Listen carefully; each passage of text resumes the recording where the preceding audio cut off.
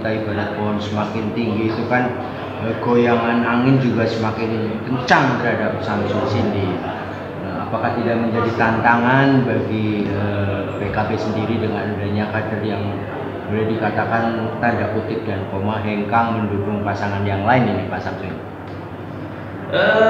Justru apa ya, kalau berbicara tantangan itu menjadi semangat bahwa mungkin kita harus bekerja lebih solid lagi, lebih menguatkan lagi infrastruktur yang dimiliki internal PKB sampai ketika nanti bisa bekerja memenangkan calon yang diusung PKB, yaitu Samsul dengan Cindy. Yang tentunya yang terjadi kemarin sekali lagi sudah kami laporkan kepada DPW dan juga DPP, yang tentunya sudah DPP dan DPP juga sudah memberikan arahan apa yang harus kami lakukan dan ini akan segera kita tindak lanjuti.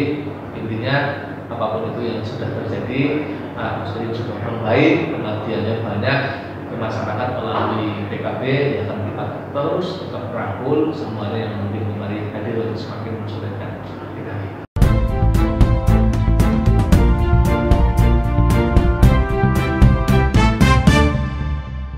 Pak Samsul, terkait bisa kami bilang dualisme ya Pak di tubuh PKB ini, sikap dari DPC sendiri akan seperti apa Pak?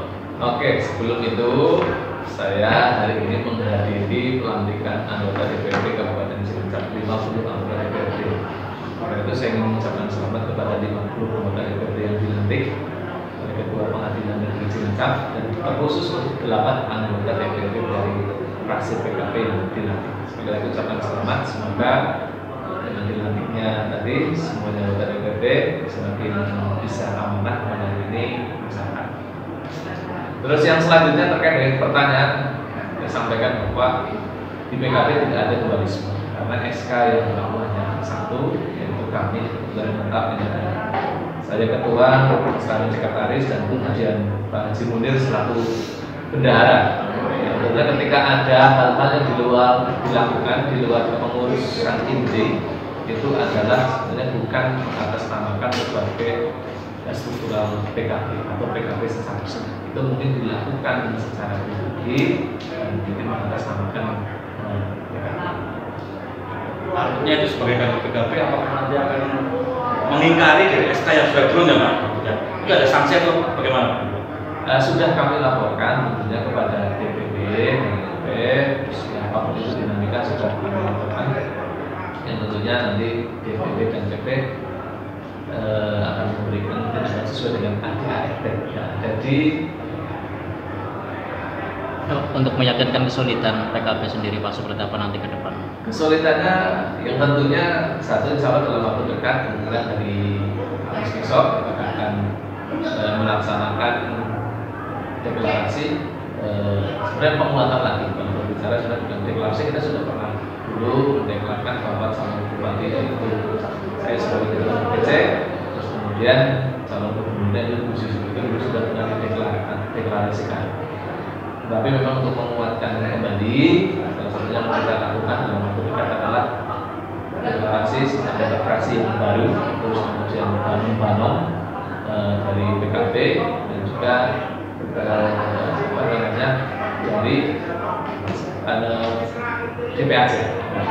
Kita akan deklarasikan lebih menguatkan. Pak Samsul, mereka kader-kader yang mau, kader-kader dari PKB, mereka pastinya punya masa dari PKB, intern PKB sendiri ada kekhawatiran? Insya Allah tidak, malah semakin solid, kita semakin baik. Artinya kalau berbicara, Pak Musni orang baik, kader PKB yang baik, beliau sudah 4 periode, lebih baik, sebenarnya komunikasi dengan baik. Mungkin ada perbedaan pandangan yaitu saja di dalam arti tadi berpolitik, tapi kalau dari struktural partai tetap tegas bahwa yang diusung, saya kebetulan sudah mendapatkan rekomendasi yang pertama. Rekomendasi PKB itu ada beberapa tahapan atau jenjang. Rekomendasi yang pertama itu sudah mendapatkan dan sebenarnya juga sudah kami sosialisasikan kepada teman-teman di setiap kesempatan dalam pertemuan DPAC dan juga kemarin terakhir itu di Harlah PKB juga sudah kami sampaikan terkait dengan rekomendasi yang sudah dikeluarkan PKB. Walaupun memang ada tahapan berikutnya sampai dengan di BPKPK seperti hanya menunggu berencana akan diserempakan dalam minggu-minggu depan. Dengan kejadian kemarin Pak, bagaimana cara mensolidkan PKB intern maupun kadernya? Oke, tadi sudah saya jawab. Dalam waktu dekat kita akan membuat penguatan, melibatkan semuanya anggota fraksi yang baru, terus kemudian banon-banon badan pokok dari partai PKB dan juga di DPRC. Termasuk ke depan kita akan juga memikirkan konsolidasi ke setiap pengurus di wilayah. Nanti kita yang ke bawah baru ini sedang kita programkan. Jadi kita akan nanti DPC dan membuat program wilayah masing-masing dapil, melibatkan semuanya pengurus sampai dengan tingkat rangkap. Pak, bagaimana antisipasi agar hal ini tidak terjadi lagi Pak? Ya, antisipasinya kita nasihati. Namanya orang manusia mungkin ada khilafan gitu. Pak Musi kurang baik kita nasihati. Tapi tetap Pak nanti akan merangkul kembali dan juga untuk memperkuat. Semuanya yang dirangkul, yang ibaratnya yang lagi istilahnya mungkin kemarin membuat gerakan seperti itu tetap akan kita rangkul semuanya, terus kemudian apalagi yang belum pun akan tetap kita rangkul semuanya karena kita pengen bagaimana menang di pilkada tahun 2020. Sejalan dengan kesolidan yang Pak Samsul tadi sampaikan, tentunya pendaftaran bakal calon bupati dan wakil bupati ini kan hitungannya kurang 17 hari lagi. Tentunya nanti sejalan kesolidan itu dalam rangka pendaftaran ini apakah akan diiring oleh kader PKB untuk menunjukkan kesolidan KPU atau seperti apa ini Pak Samsul? Tentunya kalau berbicara pendaftaran kan tidak berbicara PKB sendiri, kita berbicara partai pengusung dan juga partai pendukung serta simpul-simpul relawan yang juga nanti mendukung Samsul Cindy.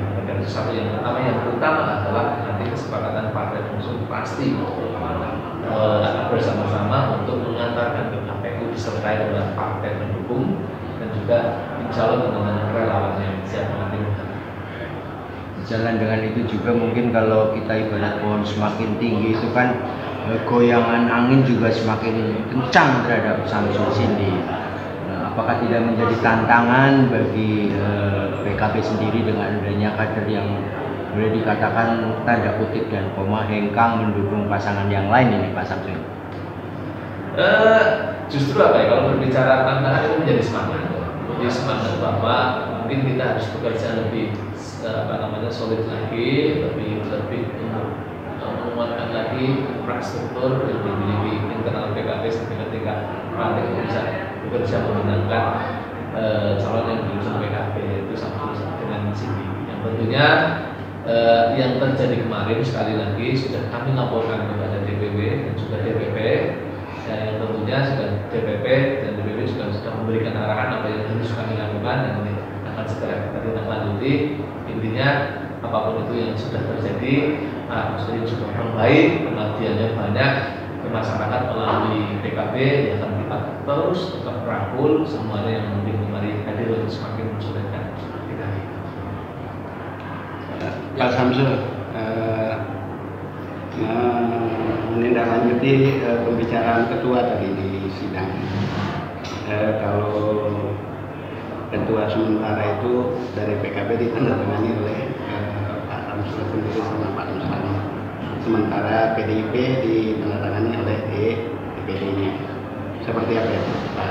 Ya, karena kami hanya menindaklanjuti surat yang dikeluarkan dari DPRD Kabupaten Cilacap untuk memberikan usulan yang terkait dengan calon pimpinan sementara. Kemudian saya konsultasikan surat tersebut pada DPW, kemudian DPW juga memberikan arahan dan langsung kita memberikan surat usulan.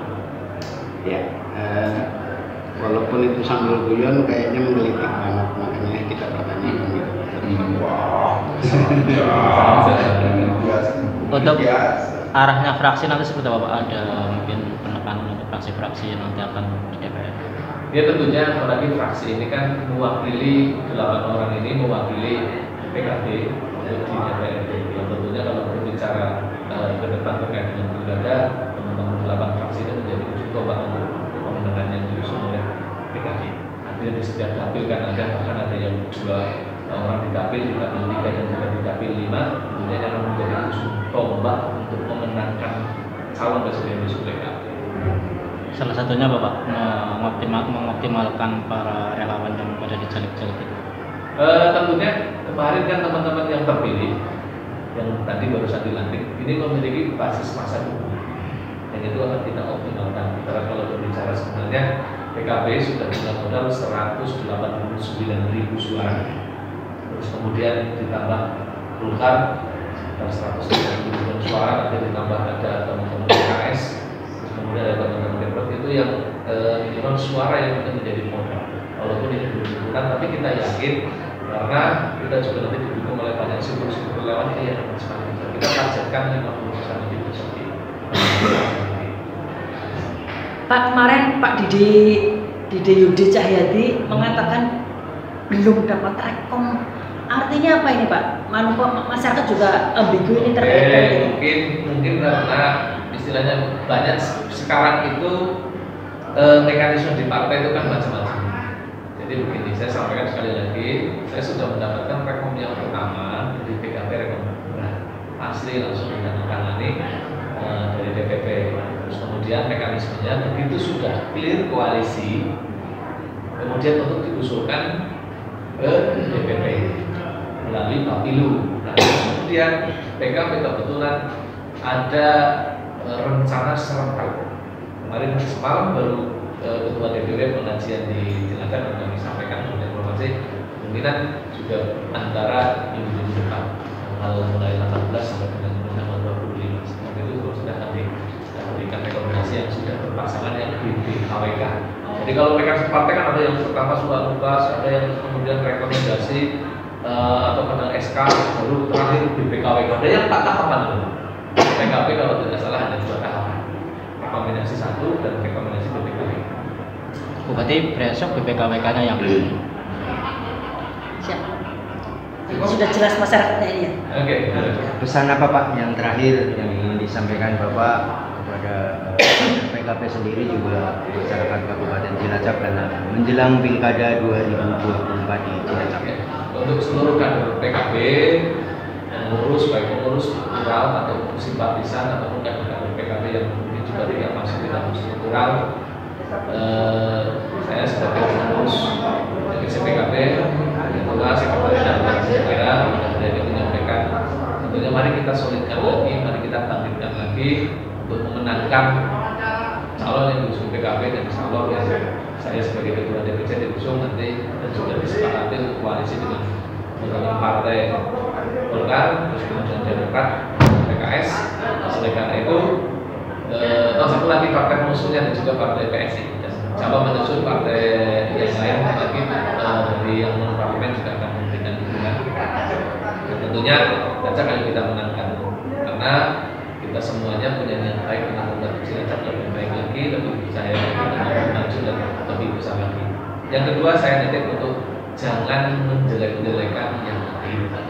Silakan adu gagasan saja, silakan mending cerita kebaikan Mas Samsul, kebaikan Mas Cindy atau kebaikan masing-masing partai kadernya, bagaimana meraih simpati masyarakat. Sekali lagi, tidak pernah saya menyampaikan hal-hal yang macam-macam, tetapi untuk seluruh masyarakat yang di depan pemilih kami adalah untuk menyampaikan hal-hal yang baik, jangan sampai menjelek-jelekan yang lain. Terus damai, terus kemudian yang paling penting adalah memberikan hak pilihnya secara optimal di tanggal 20.